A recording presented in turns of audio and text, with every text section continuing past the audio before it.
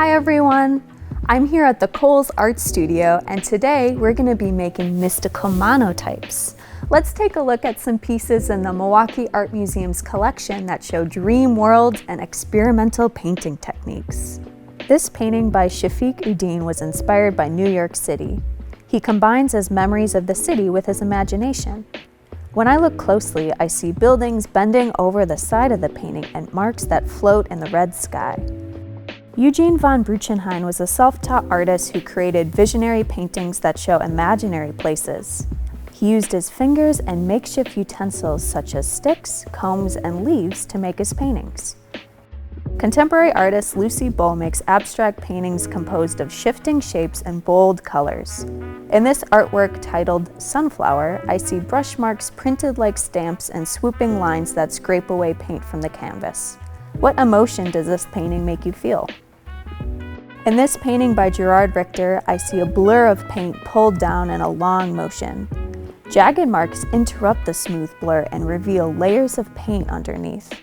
Richter created this effect by covering the piece in plastic and peeling off. Have you ever tried painting without a paintbrush?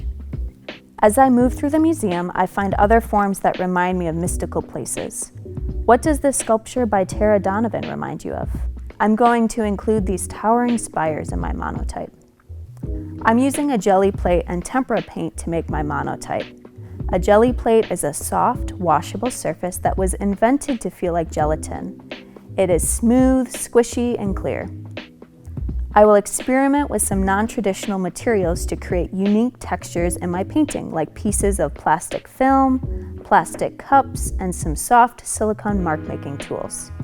Don't use sharp tools on the Gelli plate. Its surface is very delicate. I drop 3 colors of tempera paint on the plate surface. You only need a little paint. I use a brayer, which is a printmaking tool, to distribute and spread the wet paint across the surface.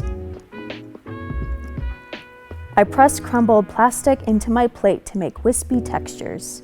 I press, twist, and drag a plastic cup to make organic shapes. I use the back of a paintbrush to draw in details. I gently drag the texture tools across the surface. I brush on swirling lines from excess paint from my brayer. You can always erase an area by running the brayer over it again. I gently press paper onto the Gelli plate to transfer the paint from the plate to my paper. This creates a monotype print. Join us in the studio to try this experimental process. Try making a few prints and see what you like best. After your monotypes are dry, you can display them, gift them, or keep creating. You can turn monotypes into cards, cut them up to use in collages, or even add more details by drawing or painting on the image. I hope you enjoy experimenting with your own mystical monotypes.